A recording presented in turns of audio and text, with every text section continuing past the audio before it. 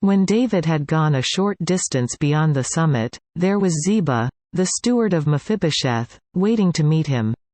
He had a string of donkeys saddled and loaded with 200 loaves of bread, 100 cakes of raisins, 100 cakes of figs and a skin of wine. The king asked Ziba, "Why have you brought these?" Ziba answered, "The donkeys are for the king's household to ride on, the bread and fruit are for the men to eat. And the wine is to refresh those who become exhausted in the desert." The king then asked, "Where is your master's grandson?"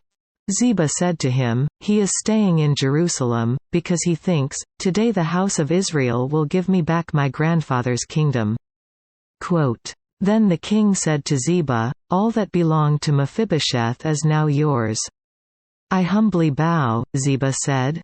"May I find favor in your eyes, my lord the king."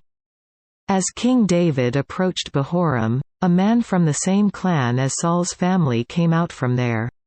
His name was Shimei son of Gera, and he cursed as he came out.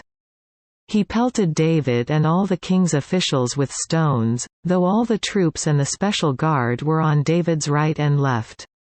As he cursed, Shimei said, get out, you man of blood, you scoundrel. The Lord has repaid you for all the blood you shed in the household of Saul, in whose place you have reigned. The Lord has handed the kingdom over to your son Absalom. You have come to ruin because you are a man of blood." Then Abishai son of Zeruiah said to the king, "Why should this dead dog curse my lord the king? Let me go over and cut off his head."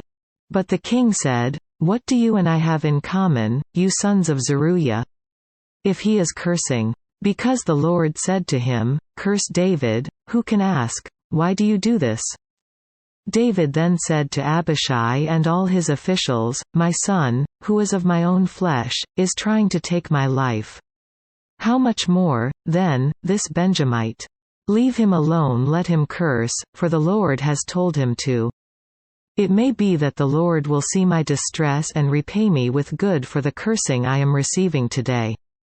So David and his men continued along the road while Shimei was going along the hillside opposite him, cursing as he went and throwing stones at him and showering him with dirt. The king and all the people with him arrived at their destination exhausted. And there he refreshed himself. Meanwhile, Absalom and all the men of Israel came to Jerusalem, and Ahithophel was with him.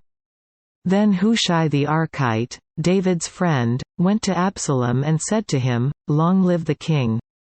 Long live the king!" Absalom asked Hushai, "Is this the love you show your friend? Why didn't you go with your friend?" Hushai said to Absalom, "No, the one chosen by the Lord, by these people, and by all the men of Israel his I will be, and I will remain with him. Furthermore, whom should I serve? Should I not serve the son? Just as I served your father, so I will serve you." Absalom said to Ahithophel, "Give us your advice. What should we do?" Ahithophel answered, "Lie with your father's concubines whom he left to take care of the palace. Then all Israel will hear that you have made yourself a stench in your father's nostrils, and the hands of everyone with you will be strengthened." So they pitched a tent for Absalom on the roof, and he lay with his father's concubines in the sight of all Israel.